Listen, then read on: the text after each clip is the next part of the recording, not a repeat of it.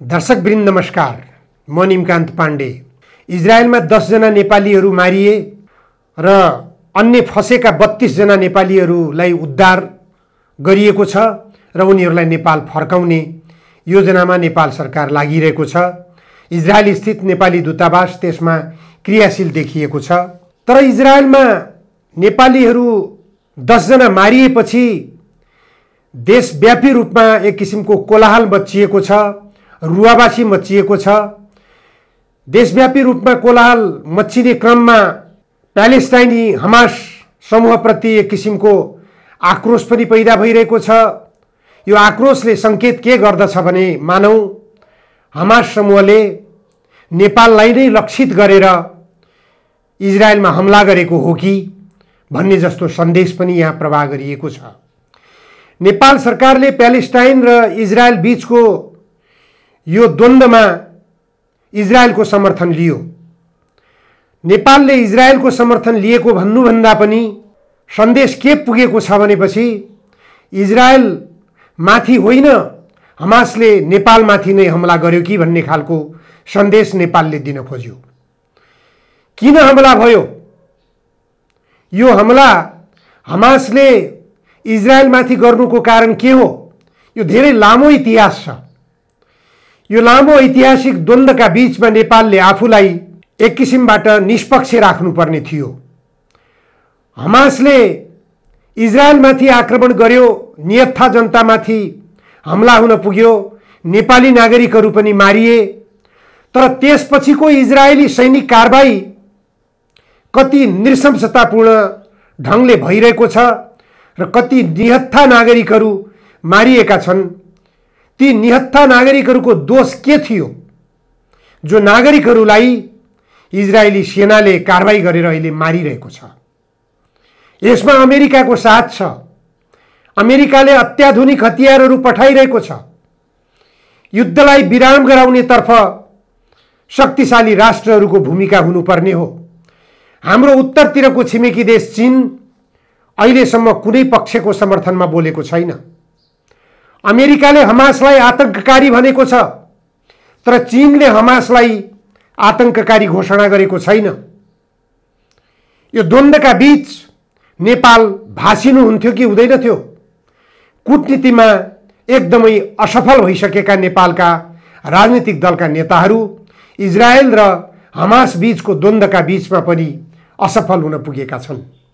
नेपाली नागरिकहरूसँगै 1200 जनाको सङ्ख्यामा त्यहाँ निर्दोष नागरिकहरू मारिएका छन्। ती नागरिकहरू मारिने क्रममा हमासको आक्रमण मात्र जिम्मेवार छैन, इजरायली सेनाको पनि त्यहाँ निर्णायक भूमिका रहेको छ ती निहत्था नागरिकहरू मारिनुमा। हमास समूहले आक्रमण गरेको थियो। हमास समूहले आक्रमण गरेपछि इजरायली सेनाको कारबाहीमा हमासका कार्यकर्ताहरू जसलाई इजरायलले अमेरिकाले आतंककारी घोषणा गरेका छन् र त्यसमा भारत पनि जोडिन पुगेको छ, त ती आतंककारी घोषितहरूलाई कारबाही गर्नु एउटा पाटो हुन सक्छ। तर निर्दोष नागरिकहरूमाथि इजरायली सेनाले किन आक्रमण गरिरहेको छ? के आम प्यालेस्टाइनी जनताको दोष छ इजरायलमाथि आक्रमण गर्नुमा? इजरायलमाथि किन आक्रमण गरे प्यालेस्टाइनी हमास समूहले? यो सबभन्दा मुख्य कुरा हो। अन्तर्राष्ट्रिय शक्ति केन्द्रहरूले, संयुक्त राष्ट्रसङ्घले, नेपाल जस्ता असंलग्न राष्ट्रको सदस्यताको हैसियतमा रहेकाहरूले, भारत अझ त्यसको अगुवाई गर्ने राष्ट्रहरूले यो छानबिन गर्न जरुरी छ। यो अध्ययन गर्न जरुरी छ। हतारमा निर्णय गर्ने, पछि पछुताउने कामले पश्चाताप मात्र गराउनेछ। यो पश्चाताप लामो समयसम्म गर्नुपर्ने छ। जसरी रुस र युक्रेनको युद्धको सवालमा युक्रेनको पक्षधरता नेपालले लिन पुग्यो, किन लिन पुग्यो त? युक्रेनको पक्षधरता त्यसलाई पुष्टि गर्न नेपाल सरकार सफल भएको छैन। रुसले युक्रेनमा किन आक्रमण गरेको हो? अमेरिकाले नाटोमा युक्रेनलाई बाँध्न नचाहेको भए अथवा युक्रेनले नाटो गठबन्धनमा जोडिन नचाहेको भए अथवा भनौँ रुसको नजिकै अमेरिकाले आफ्नो उपस्थिति जनाउने दुस्साहस नगरेको भए रुसले निश्चित रूपमा पनि युक्रेनमा आक्रमण गर्ने थिएन भन्ने कुरा प्रष्ट छ। त्यसैगरी हमास र इजरायलको बीचमा सदियौंदेखि चल्दै आएको जुन भूमिको विषयमा पूर्वी जेरुसलेमको सवालमा जो द्वन्द्व चल्दै आएको हो, त्यो द्वन्द्वको निवारण गर्नको निम्ति सबभन्दा पहिले पूर्वी जेरुसलेमको सवालमा विवाद साम्य गर्नु पर्यो। प्यालेस्टाइनीहरू के चाहन्छन्, इजरायलीहरू के चाहन्छन् र पूर्वी जेरुसलेमका जनता के चाहन्छन्, त्यो निवारण गर्नुपर्छ। भारत अकुपाइड काश्मीरका जनता स्वतन्त्र हुन चाहन्छन्, तर भारत सरकारले काश्मीरमा आफ्नो सेना प्रयोग गरेर त्यहाँ दमन गरेको छ। काश्मीरका स्वतन्त्रताका आन्दोलनकारीहरूलाई भारतले आतंककारी घोषणा गरेको छ। त्यसैगरी मणिपुरको द्वन्द्वलाई भारतले सम्बोधन गर्न सकिरहेको छैन। काश्मीरको द्वन्द्व धेरै पुरानो द्वन्द्व भइसक्यो, त्यो द्वन्द्वलाई भारतले सम्बोधन गर्न सकेको छैन। तर इजरायल र हमासको सवालमा भारतले मुख खोल्यो, इजरायलको समर्थन गर्यो। इजरायलको समर्थन गरेर द्वन्द्व समाधान भइदिने भए संसार सबै मिलेर इजरायलको समर्थन गरे भयो, तर हुँदैन। यो द्वन्द्वको समाधान जबसम्म पूर्वी जेरुसलेमको सवालमा जो द्वन्द्व विकास भएको छ, त्यो द्वन्द्व विकासलाई साम्य कसरी गर्ने, त्यसमा सम्बोधन गर्न जरुरी छ। अमेरिकाको के स्वार्थ छ त्यहाँ, चीनको के स्वार्थ छ त्यहाँ, इरानको के स्वार्थ छ त्यहाँ, साउदी अरेबियाको के स्वार्थ छ त्यहाँ, भारतको के स्वार्थ छ त्यहाँ। यी सबै राष्ट्रहरूले आफ्नो स्वार्थलाई किनारा लगाएर द्वन्द्व समाधानको बाटोतर्फ अगाडि बढ्न पर्छ। नेपाल सरकार, प्रचण्ड नेतृत्वको सरकार, असंलग्न राष्ट्रहरूको सदस्य रहेको नेपाल सरकार, यो सरकारले इजरायलको समर्थनमा तुरुन्तै मुख खोल्न कति आवश्यक थियो।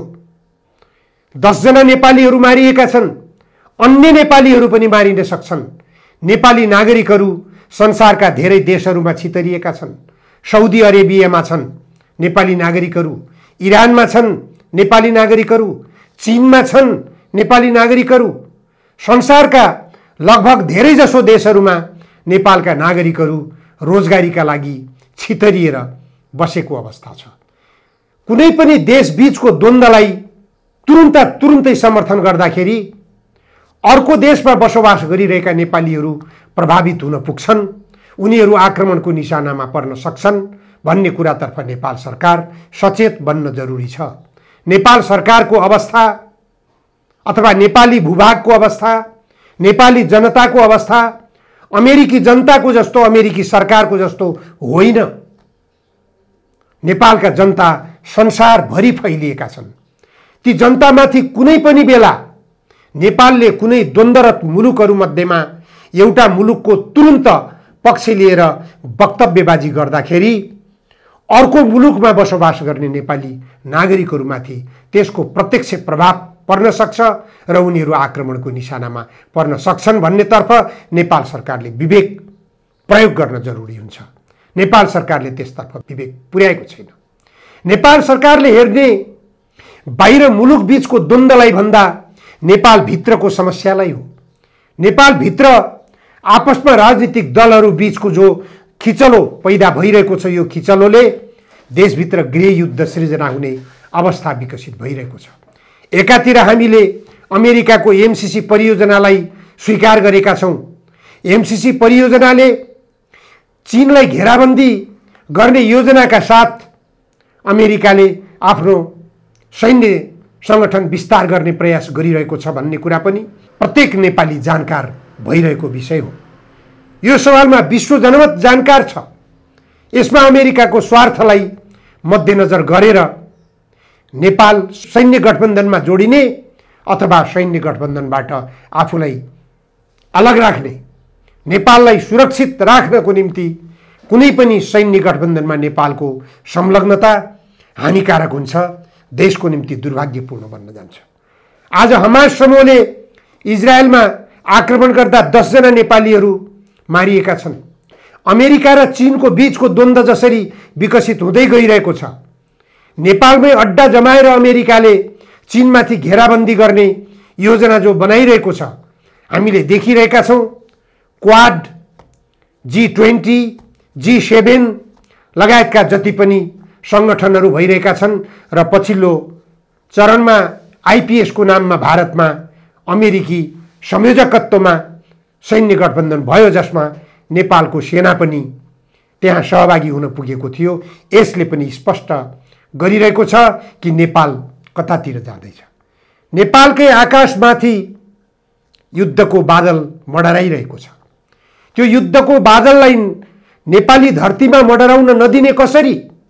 नेपाल सरकारले त्यसतर्फ चिन्तनशील बन्नुपर्ने हो। नेपालका सबै राजनीतिक दलका नेताहरू त्यसतर्फ चिन्तनशील बन्नुपर्ने हो। छिमेकी देशहरूसँगको सम्बन्धमा द्वन्द्व कसरी निवारण गर्ने, त्यो नेपालले निकै कूटनीतिक चातुर्यताका साथ सोच्नुपर्ने विषय हो। त्यसतर्फ नेपाल सरकार कूटनीतिक रूपमा असफल भइरहेको प्रमाणित हुँदै गएको छ। हिजो एकजना राजावादीको आवरणमा आफूलाई खुला रूपमा प्रस्तुत गर्दै आएका र नेपालमा राज संस्था पुनर्स्थापना हुनुपर्छ भनेर आवाज उठाउँदै आएका, राज संस्था पुनर्स्थापना हुनुपर्ने कारण के हो भन्ने कारण समेत खुलस्त गर्दै आएका, वित्तीय क्षेत्रमा लुटेराहरूको विरोध गर्दै आएका, लुटिएका जनताको समर्थनमा आवाज उठाउँदै आएका दुर्गा प्रसाई नामका अभियन्तालाई कालो मोसो दलेर दुर्गा प्रसाई मुर्दाबाद भन्ने नाराबाजी भयो। यो नाराबाजीले नोक्सानी कसलाई हुन्छ? यो नाराबाजीको तुरुन्त जवाफ हिजो नै झापामा अर्को आन्दोलन सुरु भयो। केपी ओली मुर्दाबाद, महेश बस्नेत मुर्दाबाद भनेर नाराबाजी भयो। यता दुर्गा प्रसाई राजावादीलाई कालो मोसो दल्नेहरूले दुर्गा प्रसाई मुर्दाबाद भन्नेहरू केपी ओली र महेश बस्नेतका कार्यकर्ताहरू रहेको कुरा दाबी गरियो र उनीहरूले आफूलाई त्यो रूपमा प्रस्तुत पनि गरे। त्यसको लगत्तै जवाब दिने क्रममा महेश बस्नेत र केपी ओलीको विरुद्धमा जुन ढङ्गले नाराबाजी भयो झापा जिल्लामा, झापा जिल्ला आन्दोलित भइरहेको छ। झापा जिल्लामा केपी ओलीहरू मात्र होइन, नेकपा एमालेका कोही पनि नेताहरू जाँदाखेरि जनता त्यहाँ आन्दोलित भइरहेको अवस्था स्पष्ट छ। यो अवस्थाले देश एक किसिमबाट दलहरू बीचको द्वन्द्वको खाडलमा जाकिँदैछ। दलहरू बीचको द्वन्द्वले देश गृहयुद्धमा जाने बलियो सम्भावना भइरहेको छ। देशभित्रै गृहयुद्ध भयो भने हमासको आक्रमणमा मारिएका नेपाली युवाहरू जो 10 जना थिए, होनहार भविष्य बोकेका युवाहरू, त्यस्ता युवाहरू कति मारिने हुन्? 10 वर्षसम्म भएको माओवादीको हिंसात्मक सशस्त्र युद्धमा कतिजना त्यस्ता होनहार योद्धाहरू मारिए? भविष्य बोकेका, यो देशको राजनीतिक बागडोर सम्हाल्न सक्ने हैसियत भएका कतिजना योद्धाहरूलाई माओवादी द्वन्द्वमा मारियो। कतिजना योद्धाहरूलाई माओवादीले मारे, कतिजना योद्धाहरूलाई नेपाली सेनाले मारे। त्यो इतिहासतर्फ पनि हाम्रा राजनीतिक दलका नेताहरू फर्केर हेर्न जरुरी छ। देश कता जाँदैछ? विश्व राजनीतिमा आफूलाई कित्ता तय गर्न निकै सजिलो छ। जुन शक्तिशाली राष्ट्रको पछि लागेर आफ्नो शासन स्थिर हुन्छ अथवा आफू शासनमा टिक्न सकिन्छ, त्यही शक्तिशाली राष्ट्रको पक्षमा आफूलाई कित्ताकरण गरेपछि आफू सुरक्षित भइन्छ भन्ने सोचमा राजनीतिक दलका नेताहरू लागिरहेको स्पष्ट छ। तर यो गन्तव्य ठीक होइन। यो गन्तव्यले नेपाललाई युद्धको भूमरीमा जकाइदिन्छ र नेपालमा देखिएका समस्याहरू सम्बोधन गर्न राजनीतिक दलका नेताहरू असफल हुने निश्चित छ। हाम्रै देशभित्र हामीले खुडा प्रहार गरेर हत्याको अभियोगमा सर्वोच्च अदालतले आजन्म कैद गरेको बन्दीलाई आम माफीको नाममा छुटकारा दिइरहेका छौँ। हत्या गरिएका व्यक्तिको आश्रित परिवारको अवस्था के छ? त्यसतर्फ हाम्रो देशको सरकार चिन्तनशील भइरहेको छैन। राष्ट्रपति सडकमा आलोचित भइरहेको अवस्था छ। के कारणले हत्यारालाई आम माफी दियो? प्रधानमन्त्री आलोचित भइरहेको अवस्था छ। यस्ता घटनाक्रमहरूतर्फ नेपालका राजनीतिक दलका नेताहरू, राष्ट्रपति, प्रधानमन्त्री सत्ता गठबन्धन दलका नेताहरू सबैको ध्यानाकर्षण हुनुपर्ने हो कि होइन? यो गतिविधिले राजनीतिक दलका नेताहरूको मात्र आलोचना भइरहेको छैन, राजनीतिक दलका नेताहरूको मात्र अलोकप्रियता बढेको होइन, देशको शासन व्यवस्थामाथि प्रश्न उठिरहेको छ। लामो इतिहास बोकेको आन्दोलन, जुन आन्दोलनको धक्काबाट 240 वर्षको इतिहास बोकेको राज संस्था ढल्यो।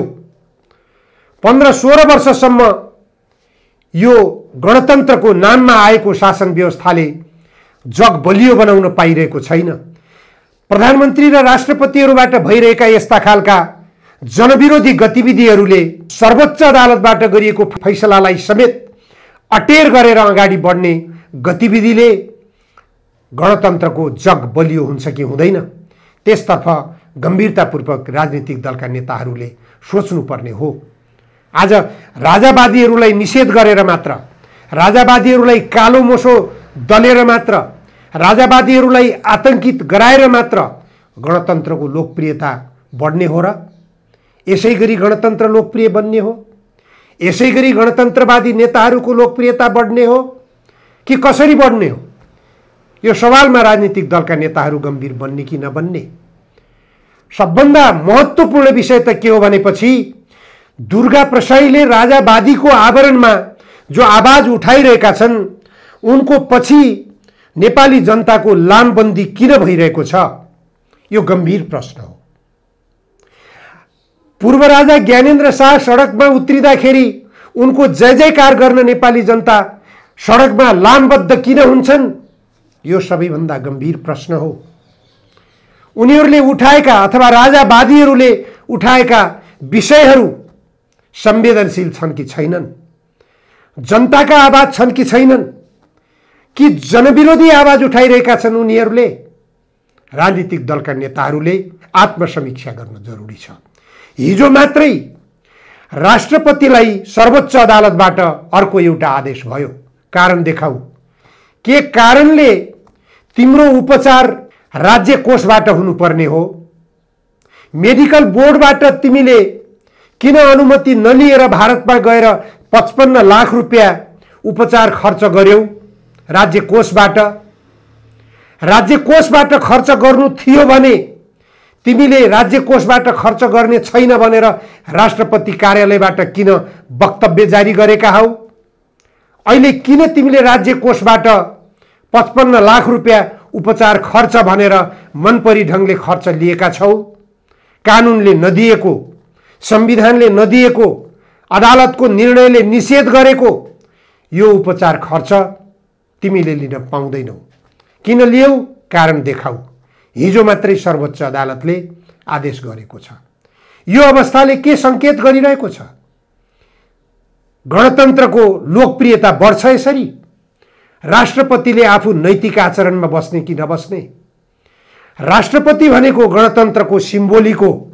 राष्ट्रपति अनैतिक भयो, राष्ट्रपतिको आचरण राम्रो भएन, राष्ट्रपति भ्रष्ट भयो, राष्ट्रपति हत्याराहरूको संरक्षक भयो, राष्ट्रपति लुटेराहरूको संरक्षक भयो, राष्ट्रपति भ्रष्टाचारीहरूको संरक्षक भयो भने गणतन्त्र अलोकप्रिय हुन्छ, निश्चित रूपमा अलोकप्रिय हुन्छ।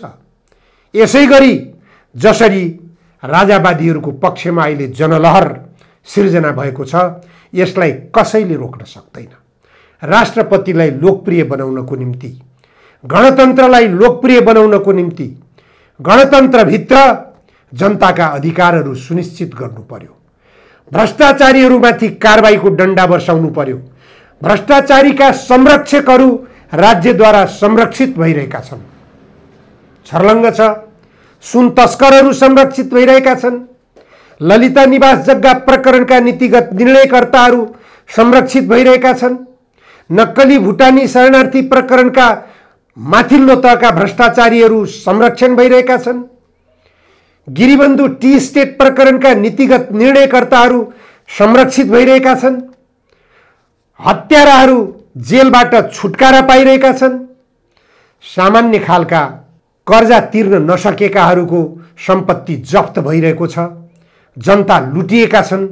शिक्षा क्षेत्रमा लुटिएका छन्, स्वास्थ्य क्षेत्रमा लुटिएका छन्, वित्तीय क्षेत्रमा लुटिएका छन्, सहकारी क्षेत्रमा लुटिएका छन्, मिटर ब्याजीको नाममा लुटिएका छन्, नक्कली भुटानी शरणार्थीको अमेरिका पठाउने भन्ने प्रलोभनमा लुटिएका छन्, वैदेशिक रोजगारीमा पठाउने भनेर लुटिएका छन्।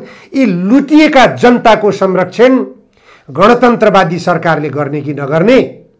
यदि गणतन्त्रवादी सरकारले गर्दैन भने जनताको आकर्षण राजावादीतर्फ हुनु स्वाभाविक हो।